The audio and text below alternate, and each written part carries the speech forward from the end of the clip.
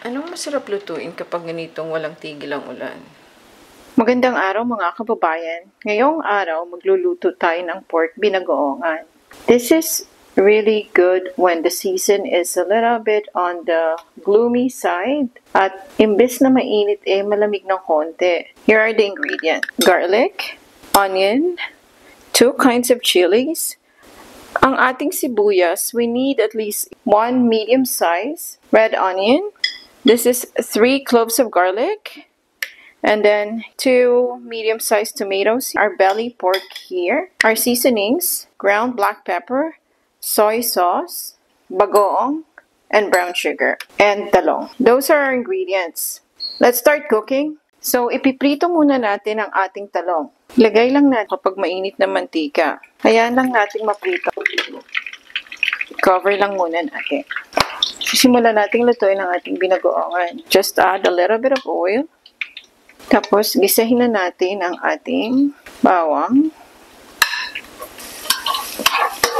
Gisahin lang natin ng madali ang bawang. Then, isunod na natin ang sibuyas.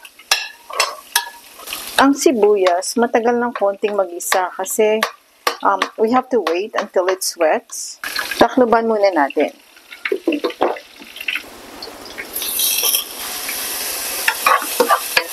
Ayan. Mukhang luto na rin ang ating sibuyas. Pwede na nating idagdag ang kamatis. Saan nga ba nagmula ang binagoongan? Ang binagoongan is one of those dishes in the Philippines na sariling atin. In the origin of binagoongan, they even say that niluluto na natin itong mga Pilipino even pre-colonial era, bago pa tayo sakupin ng ating mga mananakop. They cook the pork sauteed in shrimp paste para ma-preserve, para mas matagal siyang masira. So, this is one of those dishes na sariling atin. Even though now, kanya-kanya na rin yung mga regions. Marami na siyang variations. Marami na rin tayong ways ng pagluluto nito. Marami ng mga ingredients na inihahalo. Pero itong aking pagluluto ngayon is one of the most basic. Tatakluban ko muna siya ng konti. At hintayin nating maluto ang kamatis. Itahin natin ang ating talong kasi baka masunog. This looks like it's done. Ayan. Actually, this is good. Nakikita nyo naman na yung kamatis malambot na. You can mash it. Nakikita nyo nadudurog na ng maayos yung kamatis. So, luto na siya. From here, isasama natin ang bagoong. Igigisa natin siya. So, here's our bagoong.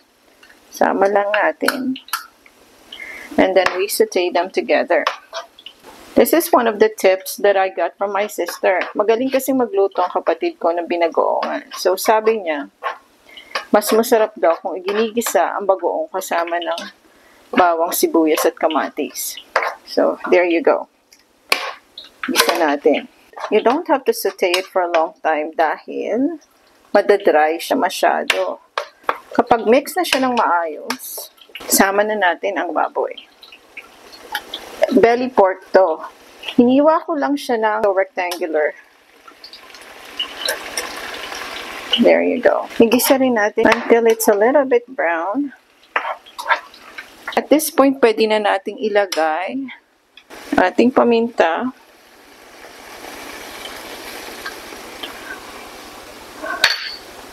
At saka toyo. Paminta, it's about siguro mga 1 teaspoon. Tapos yung toyo natin, hindi rin to marami kasi i-adjust natin yung lasa kapag ka nakakulo na at malapit ng maluto.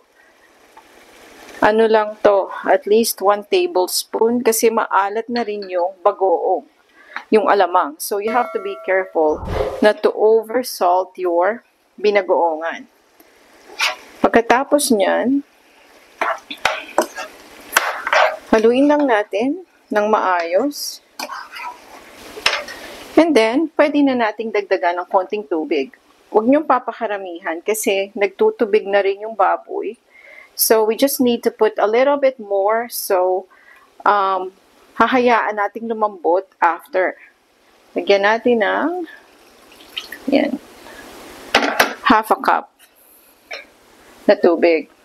I put the stove on high heat until kumulo lang ang sabaw. Kapag kulong-kulo na siya like this, ibababa nyo na ang inyong heat sa medium. Cover this.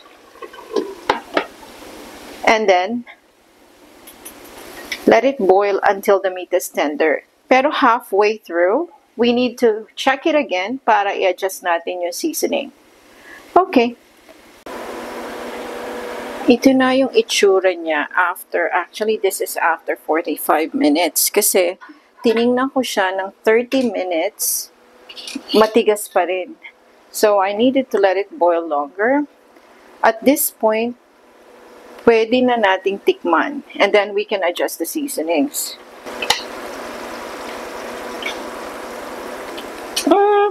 Okay na. Kaya nga may sasarap pa. Matabang siya ng konti. Hindi na ako magdadagdag ng toyo or ng alamang kasi okay na yun eh. Konting-konting alat na lang ang kulang at saka konting paminta. So, ito is a mixture of asin and paminta na. Konti lang. Kasi baka sobrang alat. And then, pwede na rin nating idagdag ang asukal. We'll use half of this first. So, tingnan muna natin.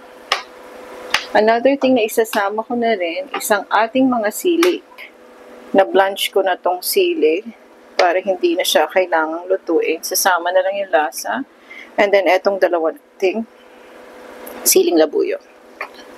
Those are actually dried. Dito kasi, you cannot always have the liberty of fresh ingredients. So, I kind of dry it, pero freeze dry naman siya.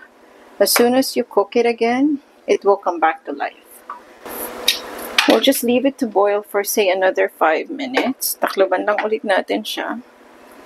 And then we'll get back to it.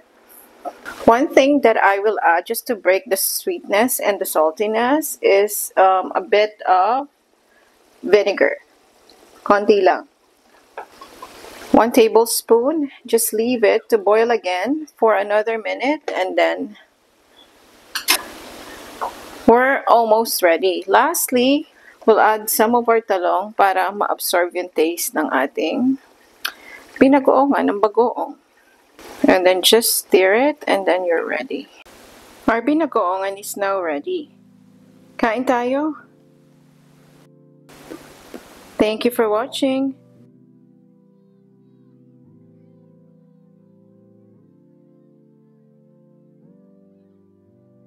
Please don't forget to like, comment, share, and subscribe.